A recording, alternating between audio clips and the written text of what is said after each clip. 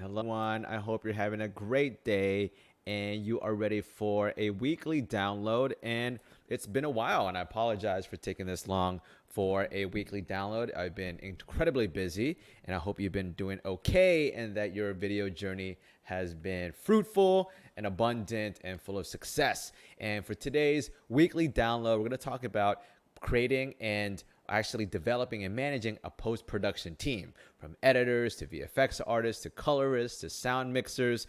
I want to talk about my experience lately with creating and also managing and also sourcing a good post team so that you can actually have more time on the back end or in post to overlook the creatives, to overlook the vision, to make sure everything is on script, on brand, and so you're not doing everything all yourself, right? Because a lot of us used to be either a videographer or a filmmaker, right? For the videographers out there who started on some sort of DSLR and you were doing everything from shooting to directing to producing and editing.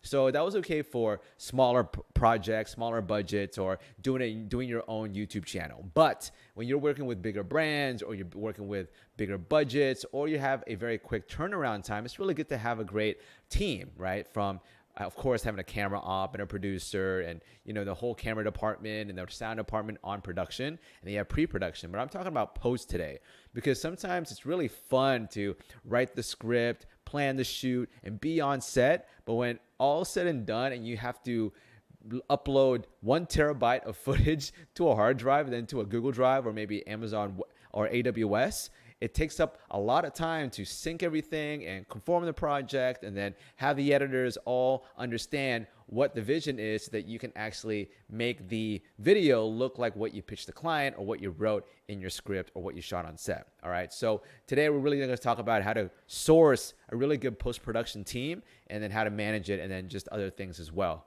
So really for me, the best for post, the basic roles are going to be the editor, and then you have the sound mixer, and then you have the colorist, and then you have the VFX artist, or you can also be an animator, right? And those are kind of like the top and general departments in post. There's a lot more, of course. There's finishing and whatnot, but to me, those are the ones for smaller production companies and videographers have to be mindful of, right? You need to be able to edit the video, and at the same time, you need to color the video so everything's consistent. And then you need to mix the sound and add sound design. And on top of that, maybe you need some VFX. Add some green screen or comps right here, or add some cool motion graphics here, or even an animator to create an explainer video, or add some text animation. And after that, you either send it to finishing so that they can create a broadcast ready video or file, or you do it all yourself or give it to the editor, and they're the ones who are in charge of making sure that everything is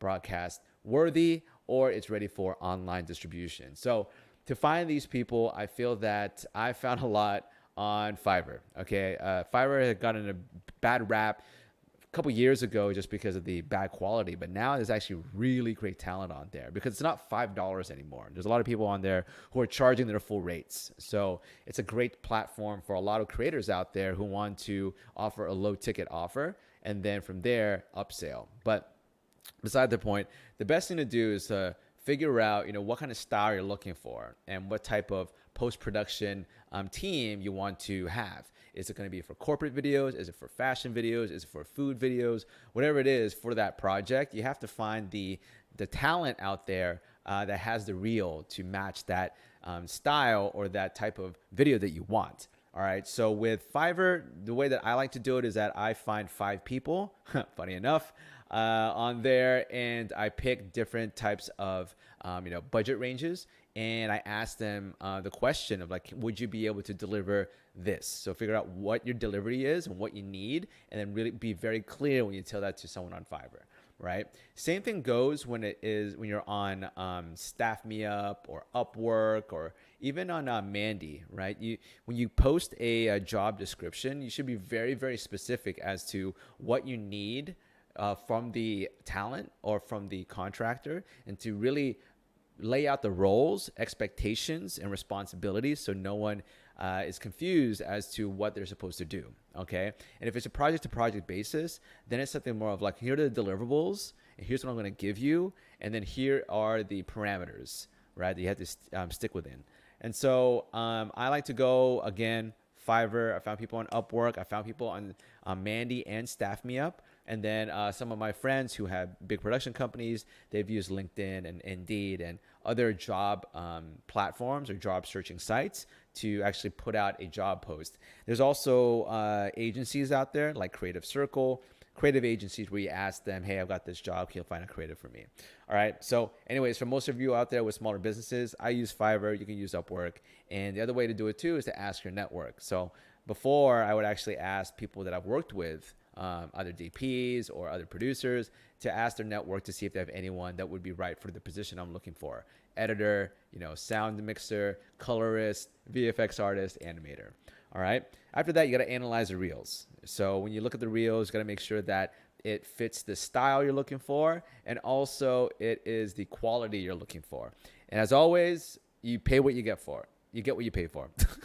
So that means is that if you're looking to have a very Hollywood style VFX artist, but you only have $500, you got to manage your expectations, right? So analyze the reels according to your budget, and also make sure that the reels that you're looking at also have the full spots, because sometimes people in post, like if you see someone has a really great reel, they're a great editor, but then see a full spot and see if they actually can create a really good, full video, a 30-second spot, 15-second spot, or something that's on YouTube or Vimeo, right? And that's really important, because some people can really have a great highlight reel, but they could not be that great of an editor when it comes to a real project, okay?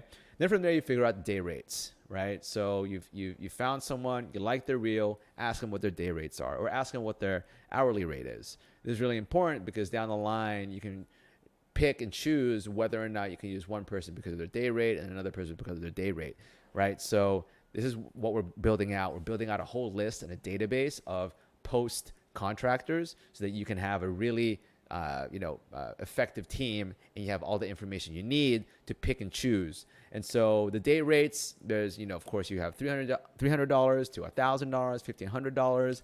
And then when you're creating these rates, also make sure you know what their overtime is, their hold rates, if you have to put them on hold, if they hold a date, also anything else that they include in their rate, right? And from there, you also want to know what their working style is. So this is when you start working with them. So as you build this list, right, and you have their day rates, you have their reels, you've already talked to them, you know their resume, and you start working with these people, this is when you actually want to know what their working style is. So you can do this with a phone call, but you usually won't find out until you actually work with them, because people can lie in an interview. But if you are on a phone call, let's say you want to hire someone, just ask them straight up, how do you like to work? Are you the type of person that needs to be micromanaged? Do you need me to handhold you the whole time? Can you be autonomous? Do you need to have storyboards? Do you need this? Do you need that? It's really important for you to figure out people's work ethic, as well as their workflow, and also the style that they work, so that you can actually find ways to either complement that style or strengthen their weaknesses, offer help when they need it, and also you can manage your expectations as to how to communicate with them in order for you to deliver the final product, okay? And then it's about the schedule. It's figuring out their schedule. Are these freelancers that are working part-time and they have a full-time job? Do they have all the time in the world? Do they have, multiple projects going at the same time? And you ask this question when you, of course, talk to them. And it's also something that you should also put on your sheet, because there are people out there who have full-time jobs and they, moonlight as an editor or a VFX artist. And so it's good to know this, because if you have a huge project, that somebody who has a full-time job and does this part-time won't be able to have a 24-hour turnaround for a 1 terabyte 5-minute branded content piece. So really figure out their schedules and see what they would charge if they would have to hold a certain date, and also just know for a fact just kind of how many days it would take for them to accomplish something. And this is something that's either an industry standard, or it could be a per project basis. But it's something that could be great for you, because in the future you can know this person can do things really fast, but they're expensive. But this person can do things for really cheap, but they're really slow, right? So it's good to have all of this on a sheet. So that's how I've built out, post teams, and I've seen my friends build out post teams. And Other than that, it's really just the management of assets and the media. And that is a whole different other video, because then you have to think about, are you shipping drives? Are you also uploading to a cloud? Do you have Amazon Web Services, like your own, FTP server? Whatever it is, like the whole post process gets a little tricky when everyone's working remote. Right. So hopefully that was helpful, finding people for posts, looking at on Fiverr, Mandy, Staff Me Up, Upwork, Indeed, LinkedIn. And then as you find them, look at their resumes, look at their reels, make sure that you see their full spots so you know that they can edit or do VFX or sound and do color on a full spot.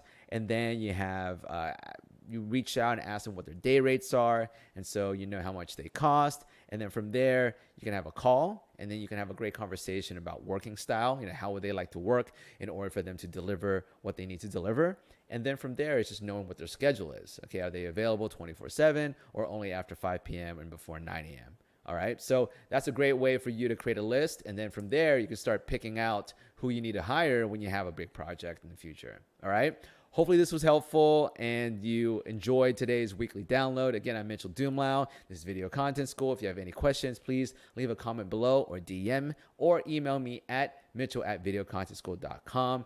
Thanks again for watching. Please like, share this, and comment. And if you know anyone who would find this helpful, please share this with them. All right. Thank you so much.